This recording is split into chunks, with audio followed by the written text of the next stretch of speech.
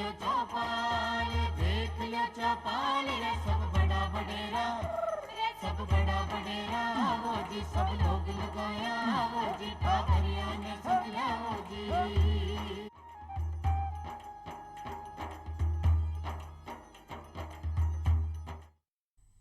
चौपाल देखने वाला सबला दर्शकाने राम राम सा। भाई आपनी चौपाल में आज आपा चर्चा कर रहे हैं अपना पालतू पशुआरी आपा देखभाल किया करा। आपने जिया टाबर होवे है, जिया आप अपना टाबरा से प्रेम करा है, बिया ही अपना पशुआ से प्रेम करना चाहिए। बिका स्वास्थ्य की रक्षा करनी चाहिए, देखभाल करनी चाहिए, बिका खाना की व्यवस्था आपने करनी चाहिए। जटे आपा अपना पशुआ ने रखा हा, बिकी साफ सफाई को आपने पूरा ध्यान रखना चाहिए। किया ध्यान रखना चाहिए, के खिलाना चाहिए, स्वास्थ्य में अपना टीकाकरण आवश्यक हो सके है, वो क्यों होवे है, इस सब का बारे में आज आप चर्चा करांगा। और चर्चा करने के लिए पधारे हैं डॉक्टर तपेश माथुर साहब, जो कि वरिष्ठ पशु चिकित्सक हैं पशुपालन विभाग से। डॉक्टर साहब थाको बहुत बहुत स्वागत करा है चौपाल में। नमस्कार डॉक्टर साहब जी, आज आप अपनी बात कर रहे हैं कि पालतू पशुआरी आपा देखभाल किया करा, तो सबसे पहला सवाल आई आया है कि भाई आपा पशुआरो चयन किया करा। अगर आपने घर में कोई पशु रखना चाहा तो भी कुछ चयन आपा किया करा, किन किन बातारो ध्यान रखा भी में। बिल्कुल, आपने बहुत अच्छा प्रश्न पूछा कि पशु का चयन इस बात पर निर्भर करता है कि हमारा उद्देश्य क्या है। अगर दूध प्राप्ति हमारा उद्देश्य है, और सामान्यतः ग्रामीण क्षेत्रों में हम पशु पालते हैं, दूध के लिए हम पालते हैं, तो गाय भैंस का जो चयन करना है उसमें अगर उसकी दूध उत्पादन क्षमता अच्छी होगी तो हमारे लिए और हमारे ग्रामीण पशुपालक भाई हैं उनके लिए लाभदायक होगा। तो जो पशु का हम चयन कर रहे हैं, पहले उसके माता पिता की दूध उत्पादन क्षमता कितनी थी उसका हमको देखना पड़ेगा। अधिक दूध उत्पादन क्षमता का होगा तो हमें भी अच्छा दूध मिलेगा, तो इस बात का विशेष तौर पे हमको ध्यान रखना पड़ेगा। तो जो भी दूध उत्पादन क्षमता का चयन हम जब करते हैं पशु का उसके आधार पर, तो यह देखा जाता है कि हटवाड़े से अगर ले रहे हैं तो हमें उसकी पूरी जानकारी होनी चाहिए, या जो सरकारी फार्म है अगर वहाँ से हम किसी पशु को लेते हैं तो वहाँ पे पूरा रिकॉर्ड होता है कि ये प्रतिदिन का 20 किलो दूध देने वाली है, इसकी माता थी, तो उसकी जो संतान होगी उसमें भी अच्छे दूध देने के गुण आएंगे। तो इसलिए अगर हम दूध उत्पादन क्षमता के आधार पर ले रहे हैं तो हमको ये ध्यान रखना पड़ेगा कि अधिक दूध उत्पादन वाली बछिया हमको मिलती है तो बड़ी होगी, तो उसको हम अगर अपनाते हैं तो हमको अधिक दूध मिलेगा, अधिक मुनाफा होगा। तो ग्रामीण भाई जब भी पशु का चयन करने जाएं तो यह जरूर देखें कि उसकी दूध उत्पादन क्षमता कितनी है। ये हमारे लिए बहुत जरूरी है। जी हाँ, कि आपने बताया कि अगर आप दूध बेचवा के तरीका से आपने पशुपालन करना चाह रहे हैं तो भाई गाय को आपने आगो पीछे भी देखने होगा कि माँ कितनो दूध देवे ही, अच्छी ही, स्वस्थ ही, सुडौल ही, तो आपा भी का बच्चिया ने ले सका। हाँ, बिल्कुल ले सकते हैं। और साथ में एक चीज़ और भी मैं जोड़ना चाहूँगा उसमें, यह है कि जो हमारी देशी गोवंश है, जो हमारे यहाँ की थारपाकर, राठी, गिर, जो ये गोवंश नस्लें हैं, ये पहले ब्यात से दूसरे ब्यात, तीसरे ब्यात, चौथे ब्यात, पांचवें ब्यात तक इनकी दूध उत्पादन क्षमता बढ़ती चली जाती है। फिर उसके बाद पांचवें ब्यात के बाद धीरे धीरे कम होनी शुरू होती है। तो जो किसान भाई पशु लेते हैं तो पहली ब्यात से अगर लेना शुरू करते हैं, पहली और दूसरे ब्यात के बीच में, तो उनको अधिक मुनाफा होगा। पांचवें ब्यात के बाद से अगर पशु को लेते हैं तो वो दूध उत्पादन क्षमता धीरे धीरे कम होती जाएगी। इसलिए जब भी पशु का चयन करें, पहली या दूसरे ब्यात वाले पशु को ही लेकर आए। जी, और अपना जो पशुपालक भाई बहन है वो सब जाने हैं, क्योंकि बहुत सालों से आपना पशुपालन को काम कर रहे हैं। जी, कि अपना एक परिवार में अगर 4-5 भाई हैं तो कोई एक अपना खेती बाड़ी संभाल रहे हो, कोई एक घर संभाल रहे हो, तो कोई खास तौर पर पशुपालन को काम कर रहे हो, तो भी की समझ में तो आ जाए कि भाई आपना कौन सा पशु आपने लिए फायदेमंद हो सके। बिल्कुल, ग्रामीण भाई हैं, अच्छे हैं, जो उनको अच्छा अनुभव है, वो बिल्कुल सोच समझकर अच्छी तरह से देखभाल करके ही पशु को लाना चाहिए। और मेरा पशुपालक भाइयों से ये भी निवेदन है कि कभी आप बेवकूफ़ नहीं बने। मार्केट में जाएं या जब भी हटवाड़े के अंदर आप जाते हैं तो अच्छी से ठोक बजा के ही चीज़ को परखें और फिर उसके बाद लेकर आएं। ये नहीं कि जब आप हटवाड़े में जाते हैं, सामने देखा पशु की गादी पूरी भरी हुई है तो इसकी दूध उत्पादन क्षमता अच्छी है। आप चारों थन में से दूध निकाल के देखो और उस दूध को नापो। एक बार निकालो, 2 बार निकालो, कम से कम 2 या 3 बार आप अपने सामने दूध निकालो, ताकि कोई आपको बेवकूफ़ नहीं बना सके। कभी क्या होता है कि हटवाड़े में हर तरह के लोग आते हैं। कभी कभी हमारे पशुपालक भाई अपनी जो जमा पूंजी है सारी ऐसे पशु में लगा देते हैं जो एक बार तो दूध ज़्यादा देता है, बाद में जब घर पे ले जाके देखते हैं तो उनका दूध कम मिलता है। तो बेवकूफ़ नहीं बने। 2-4 अच्छे पशुपालक भाइयों को, जिनको जांच परख अच्छी है, या जो पशु चिकित्सक हैं, जो इस पशुपालन परिवार में जुड़े हुए लोग हैं, उनको साथ लेकर जाएं और अच्छा भांति देखभाल के एक पशु को लेकर आएं। जी, आपनो अनुभव से ही काम करना चाहिए, बिल्कुल सही तरीका से हो सके। डॉक्टर साहब जी, बात तो हो गई भी गाय पाल बाकी कि आपने दूध की व्यवस्था हो जाएगी, ऐसा और कौन कौन सा पशु है जो आप अपने घर में पाल सका? हाँ, देखिए जिसे अपनी आमदनी भी बढ़ जाए, अगर आप आर्थिक स्थिति मजबूत करवा कर सोचा हाँ तो ऐसा कौन कौन सा पशु और है जो आप रख सका हाँ अपना घर परिवार? देखिए गाय है, भैंस है, मूल रूप से दूध के लिए इनको पाला जाता है। खेती में पहले इनके बैलों का भी उपयोग होता था।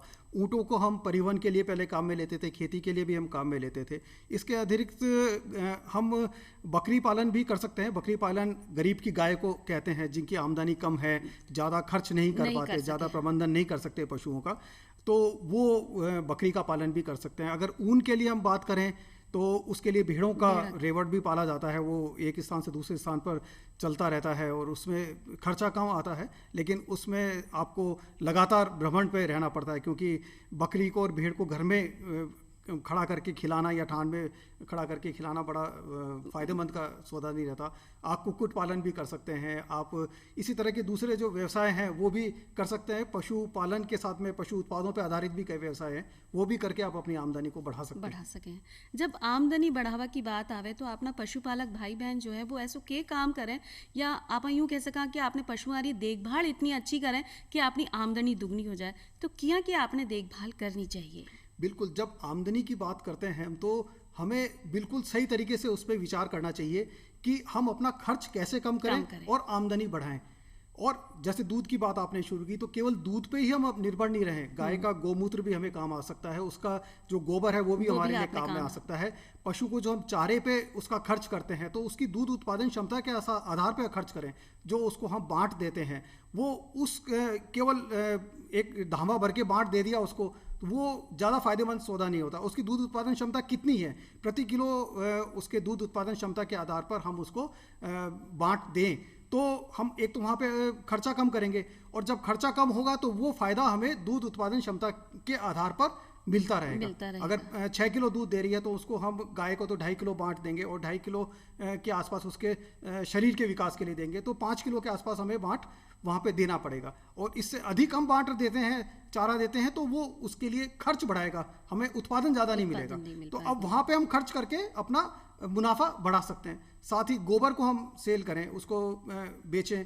उसके जो आजकल तो कई इस तरह के प्रोडक्ट भी बन गए हैं कि दीपक, जैसे भी दीपावली पे लोगों ने बनाए थे, तो दीपक बना के हम मार्केट में बेच सकते हैं। तो यानी उसका मूल्य संवर्धन, वैल्यू एडिशन करके भी हम अपनी आय को बढ़ा सकते हैं। गोमूत्र है, गोमूत्र से कई कीटनाशक भी बनते हैं, तो किसान भाई अपने जो भी गोमूत्र निकलता है तो उसको इकट्ठा कर लें, उससे फिनाइल बना लें।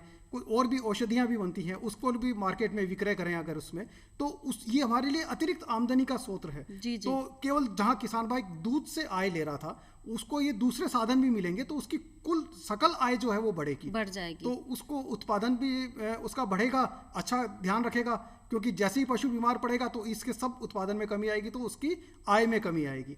तो जो हमारे किसान भाई हैं वो ध्यान रखें, स्वस्थ पशु है, दूध अच्छा देगा, बाकी सब उसको उत्पादन मिलेंगे, मूल्य संवर्धन करेगा उनका उत्पादों का, तो उसकी निश्चय ही आय बढ़ेगी। डॉक्टर साहब बहुत ही चौकी बात बताई कि भाई आप सिर्फ दूध पर ही निर्भर नहीं रहा। अगर आपने गाय पालनी है तो बीको आपने जो पेशाब है बीने भी आपा संभाल के रख सका, हाँ गोबर ने भी संभाल के रख सका, हाँ बीका उपला भी बनाया जा सका है, जिया कि दिया बताया गया है, और बहुत सारी चीज़ें इनकी मिलावट करके बनाई जा सके हैं और वो बहुत चोखा दाम में आपने बिक सकें, तो अपनी आय भी तरीके से बढ़ सके। अगर पशु बीमार है तो अपनी आय और तरीके से बना सका। भाई अब बात आवे कि आपने पशुओं की देखभाल आपने कर ली, तो बीने रहबा की व्यवस्था हो किया, कुछ हपर आपा बढ़ावा किया की व्यवस्था आपा बिछोना में करा कि अपनी गाय सही तरीका से रहे या अपना बाकी पशुओं की देखभाल सही हो जावे? देखो, एक वयस्क गाय या भैंस को 5.5 फीट बाय 10 फीट का स्पेस चाहिए होता है एक अमूमन एक पशु को, और उसका जो हम ठान बनाते हैं वो 1.5 से 2 फीट का होता है। 2 फीट चौड़ा होता है, 1.5 फीट गहरा होता है, जिसमें हम उसका चारा डालते हैं ताकि वो आराम से उसको खा सके। जो उसका आवास की व्यवस्था होती है वो कम से कम 10 फीट ऊंचाई की होनी चाहिए, ताकि जो गैस निकलती है, उसके पेशाब में जो गैस निकलती है, उसके गोबर में जो गैस निकलती है, वो आराम से वातावरण के अंदर जा सके। सामान्यतः अमोनिया गैस निकलती है, नाइट्रोजन गैस निकलती है, तो ये क्या पशु के श्वसन तंत्र को नुकसान देती हैं और आसपास भी थोड़ा सा वातावरण को प्रदूषित करती है। तो कम से कम 10 फीट की ऊंचाई होगी तो वो आराम से गैस वातावरण के अंदर चली जाएगी और पशु के स्वास्थ्य को सीधा कोई नुकसान नहीं होगा। जो ठान अगर हम पक्का बना रहे हैं, यानी पशु के रखने की जो स्थान है जहाँ पे वो खड़ा रहता है, सीमेंट का बना रहे हैं, तो सीमेंट बिल्कुल चिकना नहीं होना चाहिए, खुरदुरा होना चाहिए ताकि पशु वहाँ पे फिसले नहीं। उसका जो ढलान है कम से कम 1.5% होना चाहिए। 10 फुट पे 1.5 फुट का 1.5 इंच का हम वो लेते हैं, स्लोप लेते हैं, ताकि पानी और जो गोबर है वो आराम से बहाव हो जाए। बाहर की तरफ एक नाली बना सकते हैं आप। नाली बनाने से क्या होगा कि जो पशु का पेशाब है वो उसमें बह जाएगा, या जो भी आप सफाई कर रहे हो पानी की वो बह के नाली में चला जाएगा, तो जहाँ पे पशु खड़ा है वो स्थान साफ सूखा रहेगा। और अगर कच्चे की बात करें जहाँ खेती में रखते हैं तो जो इसकी बिछावन है उसको समय समय पर बदलते रहें, और वहाँ पे जो मिट्टी अगर गीली हो जाती है तो उसको आप बदलते रहें। मौसम के अनुसार व्यवस्थाएं की जा सकती है ताकि पशु को हमेशा सूखा वातावरण मिले और उसको किसी तरह की परेशानी नहीं हो। तो डॉक्टर साहब एक सवाल आवे है कि भाई पक्को स्थान सही रहवे है या अपनी कच्ची मिट्टी को स्थान ज़्यादा सही रहवे है? देखिए वो निर्भर करता है कि आपका खर्च करने की क्षमता कितनी है। वैसे तो मैं कहूँगा कि ग्रामीण क्षेत्रों की बात करो तो पक्के की जगह कच्चा बिल्कुल सही रहता है, क्योंकि उसमें लागत भी कम आती है और आप उसको समय समय पर चेंज भी कर सकते हो, बदल भी सकते हो। और मिट्टी होती है, मिट्टी गांव में बहुतायत में मिलती है, तो उसमें कोई परेशानी वाली बात नहीं है। पक्के में थोड़ा सा खर्चा भी ज़्यादा होता है, और लेकिन अगर गौमूत्र आप इकट्ठा करना चाहते हो, पानी की उपयुक्त व्यवस्था है, आप थोड़े संपन्न भी हो और एक डेयरी फार्म आप चला रहे हो, तो आपको पक्का फार्म पक्का फर्श रखना पड़ेगा उसमें। और अगर आपके पास पशु संख्या कम है तो आप कच्चे से भी काम चला सका। डॉक्टर साहब जी, यहाँ खान पान की बात आई तो थे बताया कि भाई उत्पादन जितनो है बिया ही आपने बांट देना चाहिए। एक आप अपनी चारों भी खिलावा है अपना पशुआ ने, तो कई मौसम में तो हरो चारो भरपूर अपने पास होवे है, लेकिन कई बार नहीं मिल पावे, सूखो चारो होवे, तो ऐसे में के व्यवस्था करा कि भाई अगर हरो चारो नहीं है तो सूखो चारो भी उतनो फायदेमंद होवे है? देखिए, पशु को सूखा चारा हरा चारा मिला के देते हैं और उसके साथ उसमें खनिज लवण भी मिलाते हैं, कुछ उसमें भूसी भी मिलाते हैं, खल भी मिलाते हैं। वो जरूरी होता है। केवल हरा हरा चारा दोगे पशु के लिए नुकसानदेह है। अच्छा। केवल सूखा चारा दोगे उससे भी पशु को नुकसान है। तो ये संतुलित आहार बना के उसको देते हैं। मार्केट में कुछ संतुलित आहार भी मिलते हैं, पशुपालक भाई अपने खुद संतुलित आहार भी बना सकते हैं।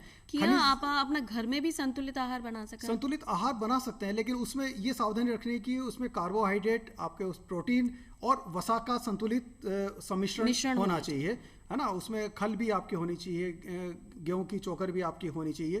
तो जो किसान भाई अगर मेहनत कर सकते हैं, आपके पास सारे संसाधन उपलब्ध हैं, तो आप घर में भी बना सकते हो। नहीं तो बाजार में उपलब्ध है, आप वो लाके भी आप उनको पशु को खिला सकते हो।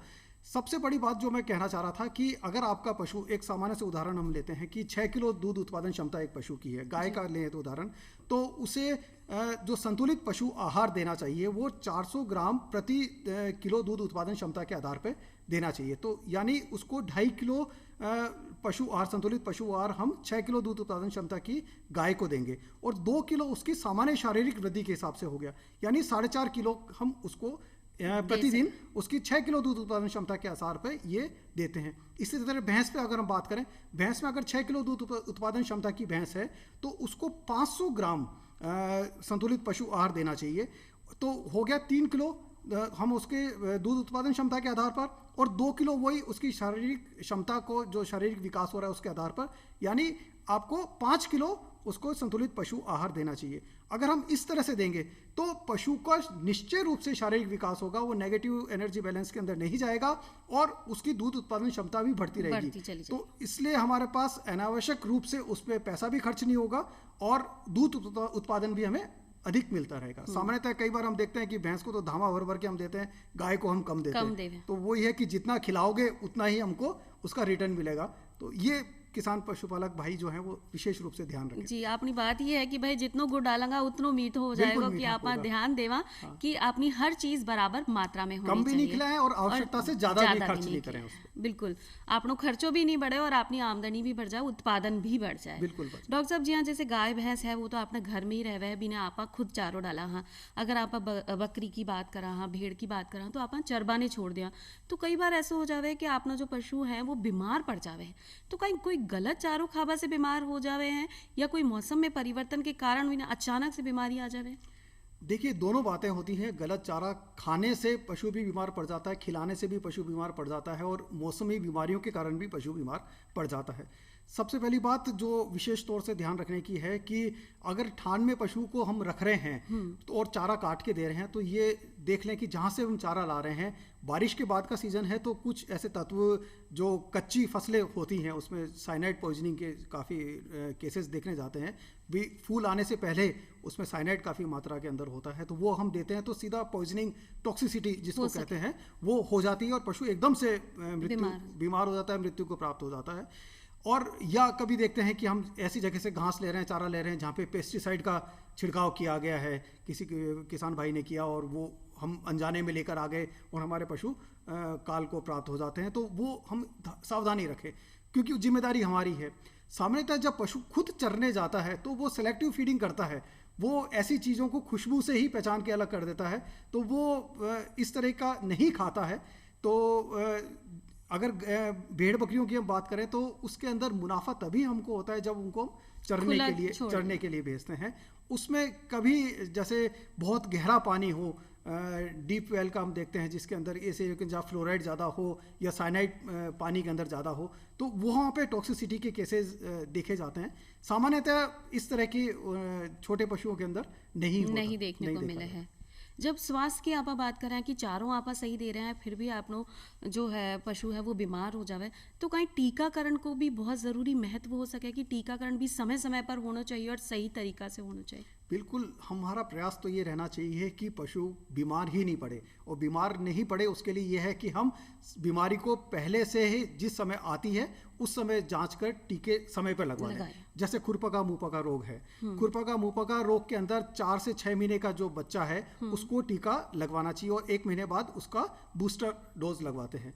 जो वयस्क पशु है उसका साल में 2 बार 6-6 महीने पे टीके लगवाते हैं। और सरकार की तरफ से ये एक मास कैंपेन भी चलाया जा रहा है कि और निःशुल्क रूप से ये टीके भी उनको लगाए जा रहे हैं। तो जनवरी माह में लगाते हैं, एक आपके बारिश के पहले जो है उस समय लगाते हैं, 6-6 महीने के अंतराल में लगाते हैं। इसी तरह एक खुरपका मुंहपका रोग की तो हमने बात कर ली, HS की बात करते हैं, हेमरेजिक सेप्टिसीमिया या गलगोटू जिसकी हम बात करते हैं, गाय भैंसों के अंदर होता है। हम देखते हैं कि पशु ठान में बैठा हुआ है और उसके गले में सूजन आ रही है, रात तक तो स्वस्थ था और सुबह एकदम से बीमार हमको मिलता है, तो उसके श्वसन तंत्र पे जोर पड़ता है, गले में गांठ हो जाती है। सामान्यतः भैंसों में ये देखा जाता है, गायों में भी ये मिलता है काफ़ी अधिक मात्रा के अंदर। तो उसके बचाव के लिए भी हमें बारिश का मौसम आता है उससे पहले ये टीके लगवा सकते हैं। तो इसके अलावा हमें जो दूसरे ब्लैक क्वार्टर BQ का भी होता है, जब जो पशु होता है उसकी मांसपेशियों में सूजन हो जाती है, जो शरीर की भारी मांसपेशियां होती है। सामान्यतः देखा जाए तो पिछले पैरों की जो मांसपेशियां होती है उसके अंदर ये देखा जाता है पशु अचानक लंगड़ा होकर चलना शुरू कर देता है। और जब हम उसके पीछे पुट्ठे पे हाथ लगाते हैं तो हमें ऐसा लगता है कि उसमें कोई गैस भरी हुई है, और जब दबा के हम उसको देखते हैं तो चर चर की आवाज़ आती है। ये उसका पिक्यूलर साइन है, मतलब विशेष लक्षण है ये। तो इससे बचाव के भी टीके लगते हैं। तो ये सामान्यतः पशुओं का होने वाले रोग हैं। इनके बचाव का यही तरीका है कि हम टीके समय पर लगवा लें। और टीका लगाने में तो मुश्किल से 2 रुपये 3 रुपये का खर्चा आता है, लेकिन अगर पशु बीमार पड़ गया तो उसके इलाज में हमें कम से कम एक भारी रकम आपने देनी और उस ब्यात में वो दूध से भी चला जाता है, उसका नुकसान पशुपालक को अलग से हो सके है। डॉक्टर साहब जी कि भाई अपना टाबरों को आप ध्यान रखा, अभी को टीकाकरण समय समय पर करावा बिया ही आपने पशुओं को भी कराना चाहिए। और जब आपनो पशु बीमार है तो ऐसे में आप अगर दुधारू पशु है तो आप भी को दूध भी इस्तेमाल नहीं कर सका और आपने और ज़्यादा नुकसान हो सके है। डॉक्टर साहब जी आपने गलघोटू की बात कर ली, एक परजीवी भी अपना पशुओं में पाया जावे है जिसे भी बहुत सारी परेशानी अपना पशुओं में हो सके, तो वो क्या की बीमारी है? देखिए, परजीवी 2 तरह के होते हैं, एक तो आंतरिक परजीवी, एक बाह्य परजीवी। आंतरिक परजीवी वो जो हमारे शरीर के अंदर रहते हैं, तो वो हमारे जैसे गाय भैंसों की हम बात करें तो रूमन में भी होते हैं, इंटेस्टाइन में भी होते हैं। तो वो शरीर का क्या करते हैं, जो भी वो पदार्थ खाता है, जो भी आहार लेता है, वो पूरी तरह से उसके शरीर का विकास नहीं कर पाते। दूसरे तरह के परजीवी जो होते हैं जो शरीर के बाहर रहते हैं, जैसे हम देखते हैं कि चीचड़ हो गई और दूसरे परजीवी जो पशु का जो उसको इस तरह से परेशान करते हैं, खुजली करते हैं उस पर, तो उसका रक्त चूसते हैं और वो शरीर को इस तरह से करते हैं कि उसकी उत्पादन क्षमता पूरी तरह से प्रभावित हो जाती है और कम हो जाती है। तो इनके दोनों के लिए कृमिनाशक दवाएं भी आती हैं। जो आंतरिक परजीवी होते हैं उसके लिए आंतरिक परजीवी कृमिनाशक दवाइयाँ आती हैं। उनका लगातार पशुपालक भाइयों को सेवन करवाना चाहिए अपने पशुओं को 6-6 महीने के अंतराल में, और बारिश के मौसम से जस्ट पहले और बाद में दोनों टाइम में देना चाहिए। और जो बाह्य परजीवी होते हैं, जब मौसम परिवर्तन होता है, जैसे सर्दी से गर्मी आता है, गर्मी से बारिश का जो मौसम आता है, उस समय इनका प्रकोप ज़्यादा होता है। हम देखते हैं कि चीचड़ होता है, उससे कई दूसरे के रक्त परजीवी रोग भी हो जाते हैं, जैसे मलेरिया होता है, मनुष्यों में होता है। इसी तरह से इनमें भी रोग होते हैं, तो वो भी टिक फीवर होता है, एनाप्लाज्मोसिस होते हैं, इस तरह के रोग होते हैं जो शरीर के खून के अंदर ये अपने जीवाणु छोड़ देते हैं और उनका तुरंत मृत्यु को भी प्राप्त हो जाते हैं। तो ये भी हमको ध्यान रखना चाहिए। कई दवाइयाँ मार्केट में आयुर्मेक्टिन अवेलेबल है, कुछ शरीर पे छिड़काव करने की दवाइयाँ उपलब्ध हैं, वो भी हमको समय समय पर लगानी चाहिए ताकि पशु स्वस्थ रहे। और एक बात और देखी गई है कि जो मक्खियाँ अगर आपके थान के अंदर यहाँ जहाँ पशु रखते हैं वहाँ पे मक्खियाँ अधिक मात्रा के अंदर हैं, तो वो भी पशु की दूध उत्पादन क्षमता को प्रभावित करते हैं, क्योंकि पशु परेशान होता है, बार बार उनसे मक्खी उड़ाता रहता है, तो वो भी उसका दूध उत्पादन उससे भी कम हो जाता है। तो हमें अपने जो पशु की ठान है, जहाँ पे पशु को बांध के रखते हैं हम, जो उसकी आवास व्यवस्था होती है उसको भी स्वच्छ रखनी चाहिए, साफ सुथरी रखनी चाहिए, ताकि पशु को आराम मिले। जब पशु को आराम मिलेगा तो वो अच्छा खाएगा और अच्छा दूध देगा, और उससे हमें जो पशुपालकों को अच्छी आमदनी प्राप्त होगी। जी, पशु को भी मन प्रसन्न अगर हो जाएगा तो उत्पादन अपने आप बढ़ जाएगा। इसलिए अपना जितना भी पशुपालक भाई बहन है वो ध्यान रखे कि जठे भी आप अपना पशु ने बांध रहा है, बटे साफ सफाई की पूरी व्यवस्था हो, समय समय पर भी को गोबर हटाता रहा, भी को मूत्र साफ करता रहा, जिससे कि मक्खी मच्छर भी नहीं हो। जी कि अभी डॉक्टर साहब ने बताया होगा, अगर मक्खी मच्छर है तो भी अपनी उत्पादन क्षमता कम हो सके है। डॉक्टर साहब, एक सवाल आवे है कि अगर पशु बीमार है तो कहीं भी का व्यवहार में कोई परिवर्तन आ जावे है, कोई बदलाव, चिड़चिड़ोपन आ जावे, जी आप जान सका, जो पहली बार पालतू पशु पाल रहे हैं वो जान सके कि भाई आपनो पशु बीमार है, इसकी देखभाल करनी जरूरी है। देखिए, कुछ सामान्य लक्षण होते हैं। जैसे ही पशु बीमार होता है तो सबसे पहला लक्षण आता है कि वो खाना पीना छोड़ देता है। तो पशुपालक भाई देख सकते हैं कि आज उसने सुबह चारा नहीं खाया या कम चारा खाया, तो वो पहचान लेते हैं। दूसरा, अगर पशु को वो हाथ लगाएंगे तो अगर उसको फीवर है, बुखार है, तो वो गर्म महसूस होगा। तीसरा, गोबर कम मात्रा में हो रहा है, या सूखा गोबर हो रहा है, या पतला गोबर हो रहा है, पेशाब कम कर रहा है, ज़्यादा कर रहा है, तो इसको देख के हो सकता है। उसकी आंखों को देखेंगे तो आंखों में ललाई आ रही है, सूजन है आंखों में। गले को देखेंगे, गलों में सूजन है कि नहीं है। अगर उसका देखेंगे उसको आफरा आ रहा है कि नहीं है। उसकी चमड़ी पर अगर हाथ लगाएंगे, चमड़ी, स्वस्थ पशु की चमड़ी बिल्कुल चिकनी होती है ना। तो अगर बाल सूखे हैं, है ना, चमड़ी बिल्कुल उसकी इस तरह से हो रही है कि जब हाथ फेर रहे हैं तो सूखी चमड़ी है, नमी उसकी उड़ गई है, तो पशु स्वस्थ नहीं है। तो उस बीमारी भी हो सकती है, बीमारी के लक्षण भी हो सकते हैं, खनिज लवणों की कमी हो सकती है, कई सारे कारण हो सकते हैं। तो जो भी नज़दीकी पशु चिकित्सालय है, वहाँ से पशु चिकित्सक से संपर्क करें, अपने पशु को पशु चिकित्सालय ले जाएं, या वहाँ से किसी अनुभवी व्यक्ति को, चिकित्सक को अपने घर पर लेकर आएँ, और या उसका पर्याप्त इलाज कराएं। समय पर इलाज करवाएंगे, जल्दी ठीक होगा। बीमारी बढ़ जाएगी या देसी उपचार करेंगे, सही उपचार नहीं होगा, बीमारी बढ़ जाएगी, तो आप ही को नुकसान रहेगा, आपका उत्पादन कम होगा, और आपको अगर देरी कर दी तो पशु का नुकसान होगा, तो वो एक अलग परेशानी होगी। जी, आप अपनी देखभाल करा, हाँ भाई, समय समय पर डॉक्टर से सलाह भी ले लिया, दवाई भी समय पर लिया, भी यही अपना पशुओं के साथ है कि भाई अगर आपने लगे है कि व्यवहार में थोड़ा भी परिवर्तन है, या भी की शक्ल सूरत में कोई परेशानी आ गई है, दूध कम दे रहे हो है, या गोबर सही तरीका से नहीं कर रहे हो, तो तुरंत आपने डॉक्टर से सलाह लेनी चाहिए। और जो भी डॉक्टर साहब बतावें, जो दवाई बताएं, अभी का खान पान में कोई परिवर्तन करावें, तो वो आपने तुरंत करना चाहिए, क्योंकि नुकसान आपनो ही होगो, आपनो पशु भी जा सके है, अपनी आमदनी में भी नुकसान हो सके है। डॉक्टर साहब, जब कोई पशु आपनो गर्भ धारण करे है, तो ऐसे में भी की एक खासी देखभाल आपने करनी चाहिए। और ऐसे में कहीं आपने अगर दुधारू पशु है तो भी को दूध को आप इस्तेमाल कर सका है, या आपने नहीं करना चाहे। देखिए, पशुपालन व्यवसाय तभी लाभदायक है कि वो नियमित रूप से ज्ञापन होता रहे और उससे वत्स उत्पादन, बछड़ा बछड़ी हमें मिलता रहे, तभी वो दूध में लगातार रहेगी और हमें उससे आय मिलेगी। इसलिए जब पशु ज्ञापन होता है तो हम पहला मेरे तो किसान भाइयों से यही है कि आप जो देसी पाड़ा या जो नर पशु के साथ उसको ज्ञापन कराते हैं, उसकी जगह जो सरकार की तरफ से सुविधा दी गई है कृत्रिम गर्भाधान की, उसका लाभ उठाएं। क्योंकि कृत्रिम गर्भाधान में सरकार द्वारा जो भी उच्च मानक तय किए गए हैं, उन मानकों के आधार पर, अच्छी दूध उत्पादन क्षमता के आधार पर उनको तैयार किया जाता है, और जहाँ पर वो अधिक उत्पादन क्षमता के पशु पहुंच नहीं पाते, नर पहुंच नहीं पाते, उनकी सीमन स्ट्रा तैयार करके उन स्थानों पे भेजी जाती है। उनसे ज्ञापन कराएंगे तो आपके पशु की दूध उत्पादन, जो बछड़ा बछड़ी आएंगी उनकी अच्छी होगी और अच्छी नस्ल भी उत्तम होगी। तो उनका उपयोग करेंगे तो हमें काफ़ी फायदा मिलेगा। दूसरी बात जो आपने कही कि हमें और किन बातों का ध्यान रखना चाहिए, ज्ञापन हमने कृत्रिम गर्भाधान करवाया तो 3 माह बाद हम वापस उसकी जांच करवाएं ताकि वो ज्ञापन है या नहीं हमें तुरंत मालूम पड़ जाए। हम उसमें 1-2 महीने 4-5 महीने बाद मालूम है पड़े कि वो ज्ञापन नहीं है तो 2 महीने का हमें नुकसान हो गया। हमें अगर तुरंत उसका इलाज करवा के दोबारा से ज्ञापन करवाते तो 2 महीने का हमें जो दूध उत्पादन क्षमता है वो हमें ज़्यादा मिल जाती है उसमें। तो इसका हमें ध्यान रखना है। अगर हमारा पशु ज्ञापन है तो हमें उसके आहार पर विशेष ध्यान देने की जरूरत पड़ेगी, क्योंकि पहले तो हम केवल पशु के स्वास्थ्य के विकास के लिए, उसके शरीर के विकास के लिए उसको संतुलित पशु आहार दे रहे थे। अब हमारी जिम्मेदारी बढ़ गई, उसके पेट पे जो बच्चा पल रहा है उसका भी हमें ध्यान देना है। तो उसका विकास तभी होगा जब उसको अधिक मात्रा के अंदर हम संतुलित पशु आहार देंगे। तो हमें पशु आहार की मात्रा बढ़ा देनी पड़ेगी। और जो अंत का 3 महीना है, जो उसके जो गाय की बात करें तो 9 महीने जो हमारे पास हैं, भैंस की बात करें तो 10 महीने जो हमारे पास में है, तो अंत के जो 3 महीने हैं उनमें हमें विशेष सावधानी रखने की ज़रूरत है। समय पर हम उसको, गाय को या भैंस को दूध से छोड़ना पड़ेगा ताकि उसके जो थनों का विकास, उसकी गादी का विकास समुचित मात्रा में हो, समय से हो।